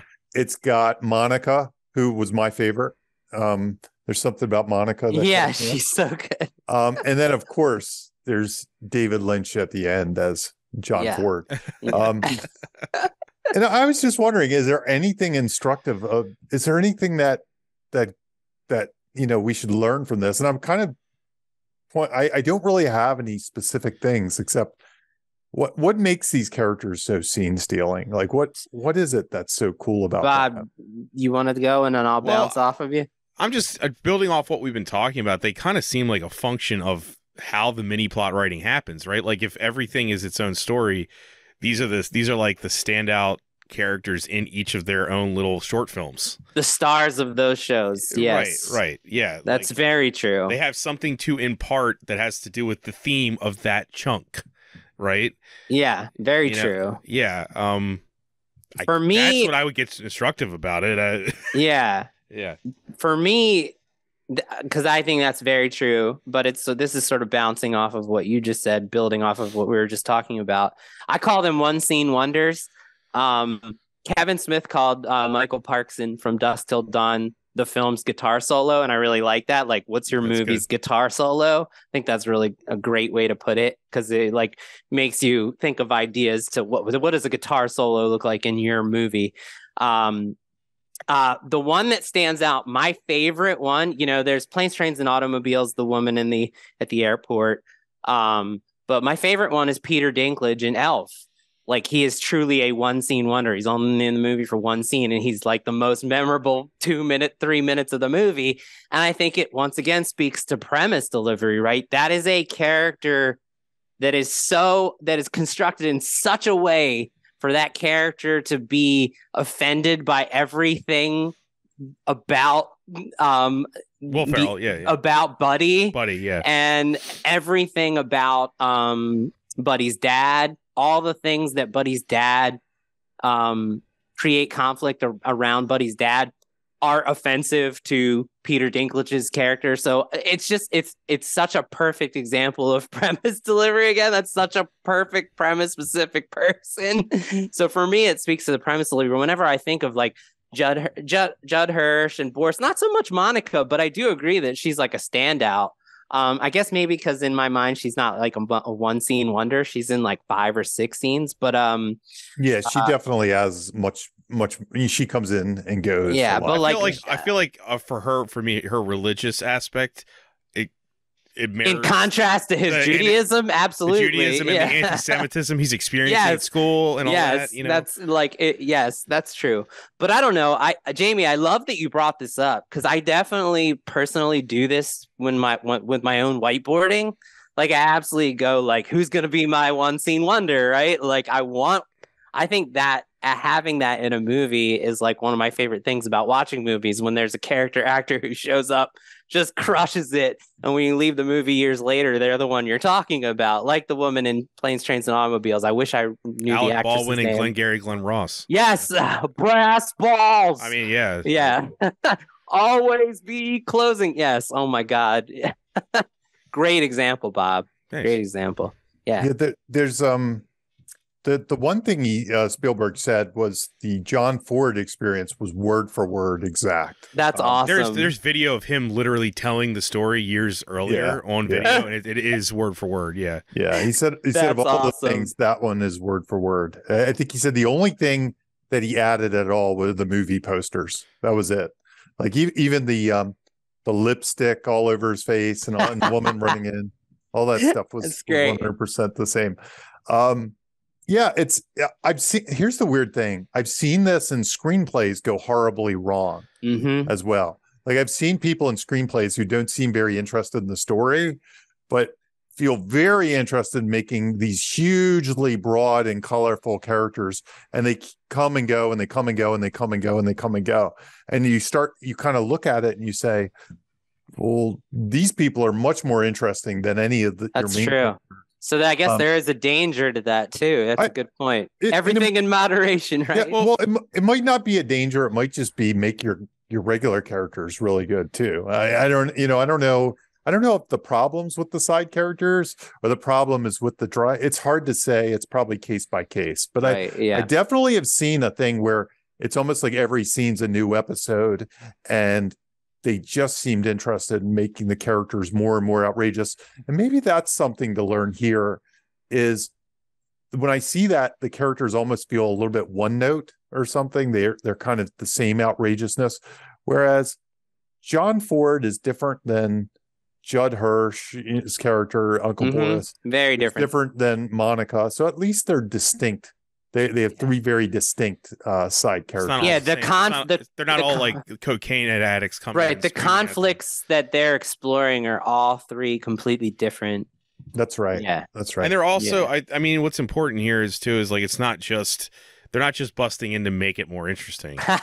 Like Boris comes at a time, when he's at the crux of understanding what his art is going to be. Absolutely. He's at a crossroads. Yeah. Rachel comes at that time with strife with his own religion, his own place in the world. Right. And then obviously John Ford is like, what is being a filmmaker like? And then John Ford says that crazy stuff. And it's like, okay. And there's a little bit where John Ford feels like the tack on, if any of them are the tack on. Sure, yeah. And it's a great tack on. So you gotta have it. Keep, it's like the best part of the movie in some ways. You can interpret the things he says in so many ways. The John Ford stuff. Yeah. And the fact that there is the actual words too makes me my mind even like more bogged, because I'm like, is he saying he kind of doesn't know what he's doing, but it's all about confidence? Like, you know what I mean? Like perspective. Perspective. It's all about perspective. Spielberg's perspective versus my perspective is going to make two different stories. Right. Yeah. Yeah. Or is he actually just saying, film stuff with the horizon here or here? You know what I mean? Exactly. Is it literally surface info about movies? It's a little bit like what the bully character, when he gets his comeuppance, it's a little bit vague as to what is that.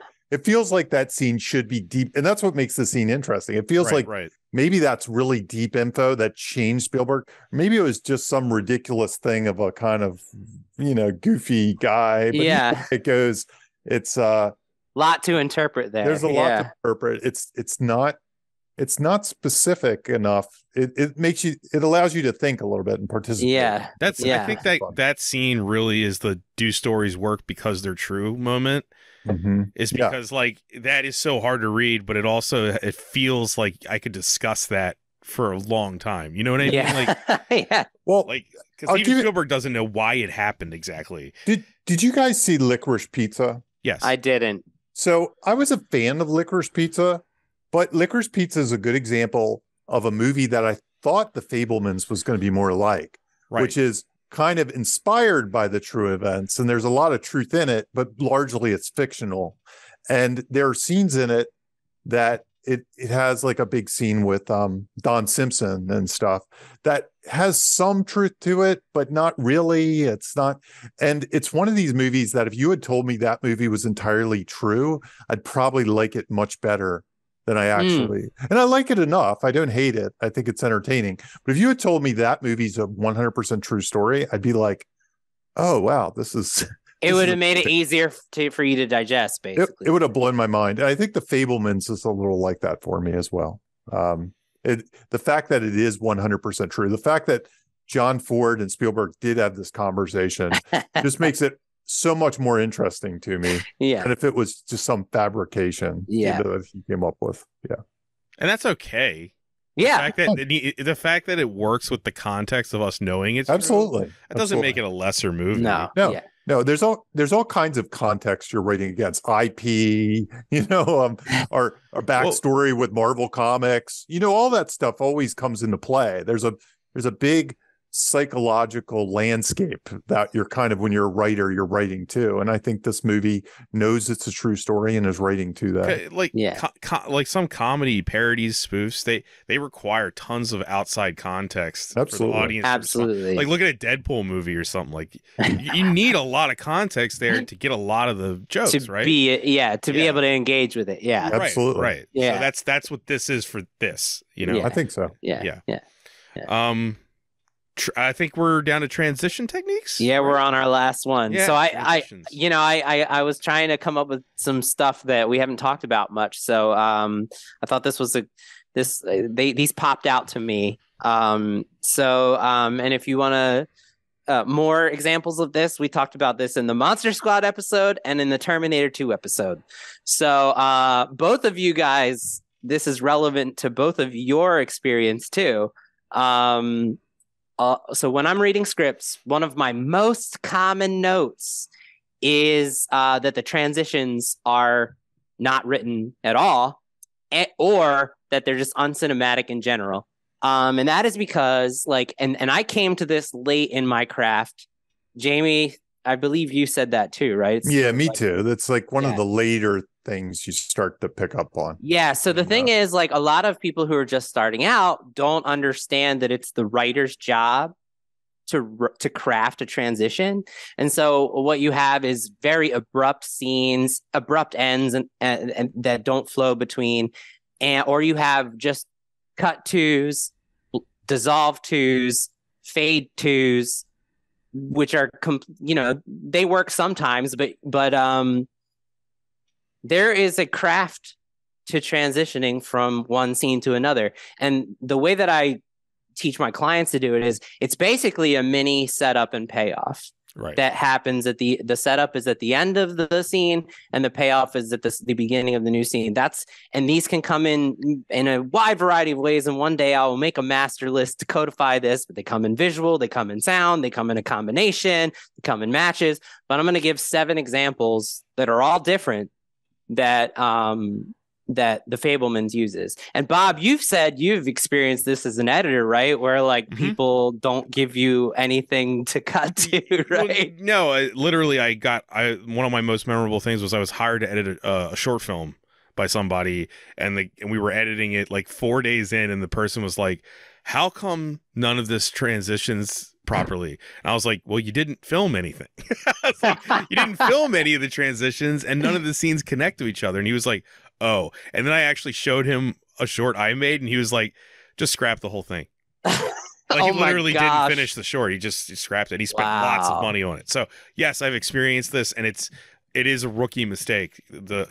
Even in editing, it's not just writing; it's visuals too, transition, absolutely, yes, everything. Yeah, yes. There's a flow, but you can write that flow, right? I would wager that a lot of directors, I know when I'm directing, it is one of the key things I'm making. It's kind of like getting coverage. You're making sure that you have the transitions in your head, even if they're not on the page, or you don't like the one on the page. Sometimes that happens too. It's like, yeah, that one doesn't work. Yeah. And once we tried it and it's not going to work. So now we'll just Yeah. Exactly. Yeah. I mean, for me, the light bulb moment happened when I started, when my script started being filmed and I was a part of that process. And, we get to set and the director would be like, I don't know what the hell we're going to cut to in the scene that we're shooting 2 days from now. We have to start with something that's going to cut from whatever we end with this. So anyway, it's just one other, this is sort of related, but before you jump into the Fabelmans one, I think the other thing is when to end your scene is kind of important. And then in the Aristotelian storytelling, in the arch plot, this is Fabelman, so it might not work exactly, is usually where you end your scene usually can dictate what comes next. So it's if you know where to end your scene, you know where it goes. And I think it was Truby. I think Truby, is it John Truby? John Truby, yep. He has a new book out, by the way. Did you know? He's got. I got it. The genres. I haven't read it yet. I heard it's big, right? It's like 300 pages. Oh my God, yeah. Pages. I can't wait to get it. I'm a fan. So I think it was Truby that has this thing that says, scenes are about a hero trying to achieve a goal. There's a question in the air. And as soon as that question is answered, either yes, no, or undecided, that's when your scene should end. It should just end there. Like, so get out. It's like, so if you can't, like, don't keep having small talk. Like after if somebody's there and they're trying to talk someone into murdering somebody, don't keep going after they've said, I'll do it. That they walk in the kitchen and get a coffee and hey, did you watch Game of Thrones last night or whatever? Right, yeah. You don't do that.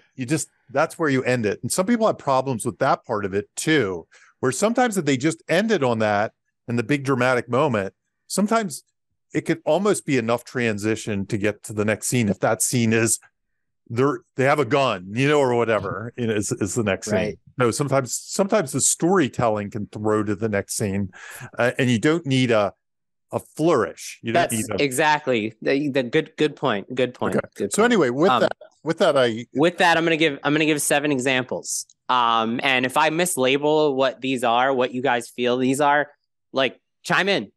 I'm calling this one a dialogue match and a scenario reversal.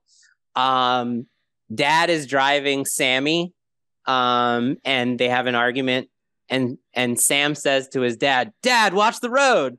And it cuts to like years later, Sammy driving Dad, and it starts with Bert saying, Sammy, watch the road.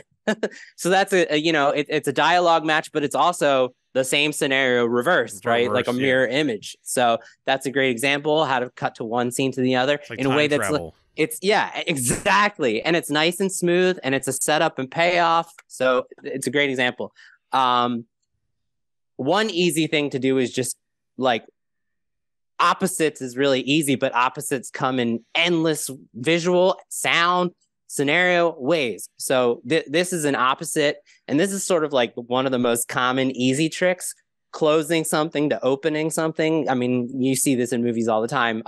Sam closes the vent he was using to eavesdrop on his parents.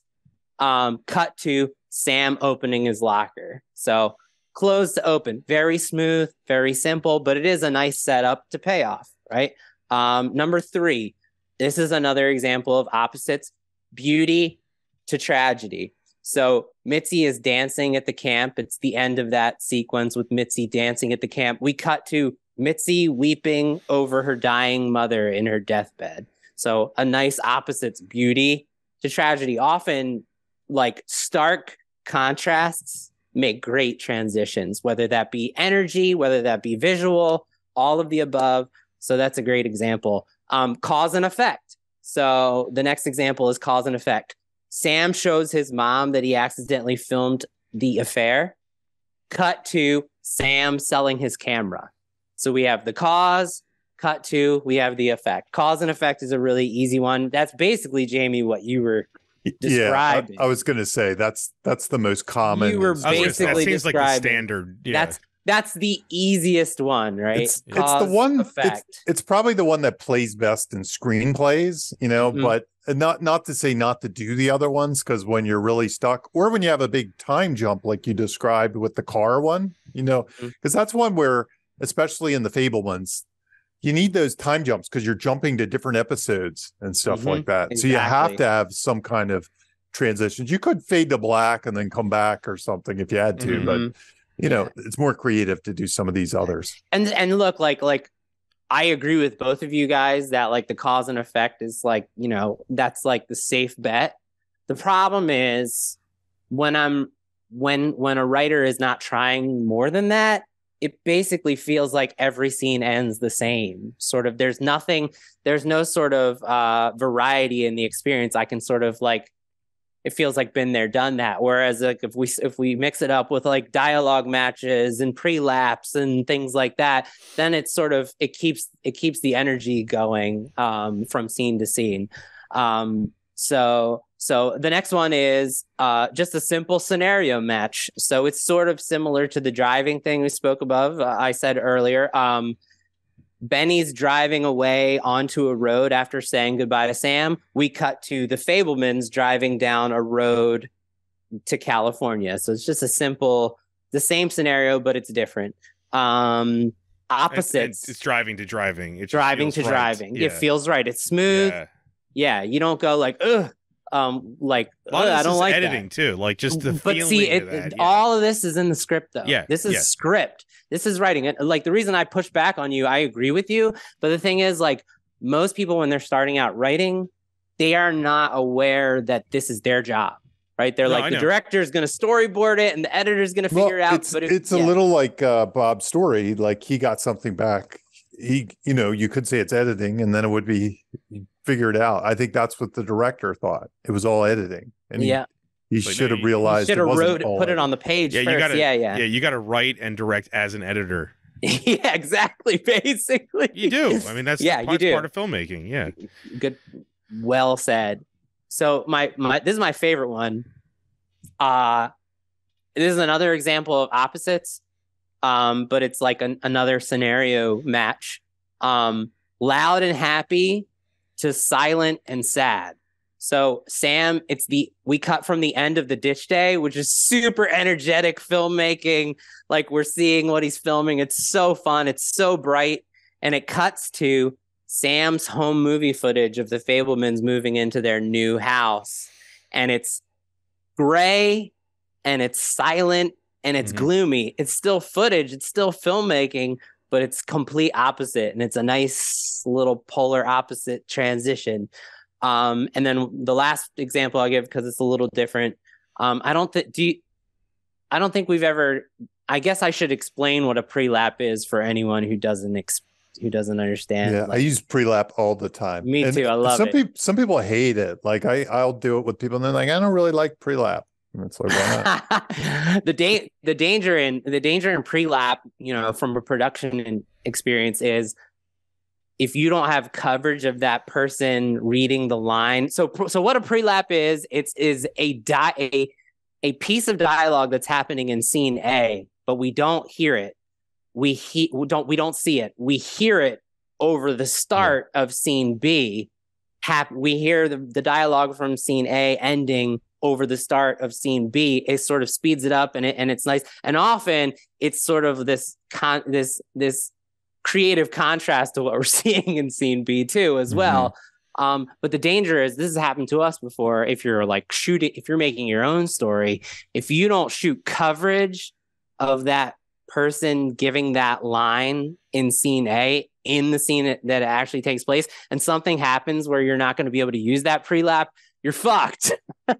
Yeah. So there's danger. But Jamie, I use it all the time, man. Like I love the pre-laps. Strangely enough, too, I find that some people don't know what it means. I think that's an common. issue. It's not. Yeah. Like even on the screenwriting side, even though I write it, my screenplays. That you label it pre-lap, just like you would voiceover. People are like, "What's pre-lap?" Because I think it's kind of something that maybe comes from maybe a few decades ago, and they don't use it as much anymore. Gotcha. Okay. So some people just use VO. They just put VO. It's the same thing. But I use it all the time. Pre-lap sort of but is it's like usually filmed from the scene, though. It's like Yeah. It is. It's like, Yes, that's what I'm talking about. It's almost like instructing the editor, but that's the danger is if you shoot it and the director doesn't realize or something, you could miss the dialogue. That's what I'm saying. So pre-laps sort of, in my experience, have led to some filmmaking problems. It's one of those director issues where you have to think about transition.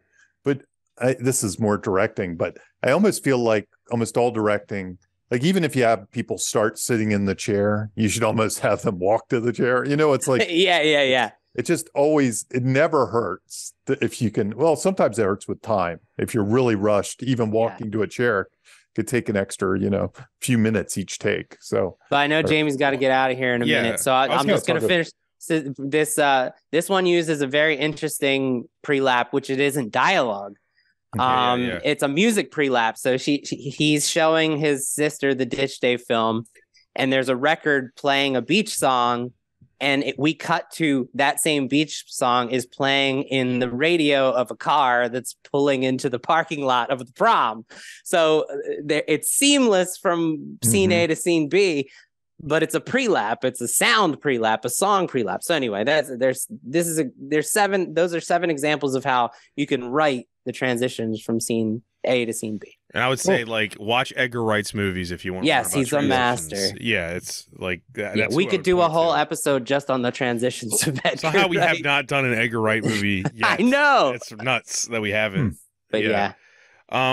That's everything. Do you guys have anything you want to push or anything? Plug or Jamie? I do have a webinar coming up, a Save the Cat webinar. It's this month, which is January. I can't remember when it is, but go to savethecat.com. It's like either next week or the week after. It's on the weekends. And it's a 3-part Save the Cat Rights for TV webinar. So if you're interested, you can sign up now. Cool. I would say for me, I have I'm a script consultant, scriptbutcher.com. It's January 10th when we're recording this. I only have 2 openings left in April, 2 openings left in May because people book in advance, and 2 openings left in June. So I only have 6 openings left in the next 6 months. So just a heads up for anyone who's looking to hire me. That's amazing. That's great. I'm fortunate. And I just really, really quickly want to thank everyone who supports the show. I have the Patreon if you want to support the show or me, patreon.com/BobRoseSucks. And I want to thank the following people: Ann Tabor, John Bennett, Matthew Dabrowski, Sean Hillary, Amanda Story, Mike Walls, Eric Smythe, David Crispino, and Eddie Hodges. They all have been kind enough to support the show. Hell yeah! I just awesome. and my endeavors, so I appreciate that. Yeah, that's great. Yeah, so thank you for paying for Zoom. And that's it for me. You guys good? Good. I'm good. Thanks for listening. Right. Thanks for listening, everyone. Bye-bye. Hey, this is Bob Rose, and thank you for listening to Writers Blockbusters. If you'd like to financially support the show, please consider joining my Patreon. I've been producing the podcast for several years completely out of pocket, and I'd like to keep producing it ad-free and no longer at a loss. If you'd like to help, head on over to patreon.com/Bob Rose Sucks. That's right, Bob Rose Sucks. And if you want the one and only Jimmy George to help polish up that writing project you're kind of struggling with, head on over to scriptbutcher.com. As a listener, you already know he's the best there is, scriptbutcher.com. You can also support the show by simply sharing it or leave us a review on Apple Podcasts. We appreciate both. Thank you for listening, and see you next episode.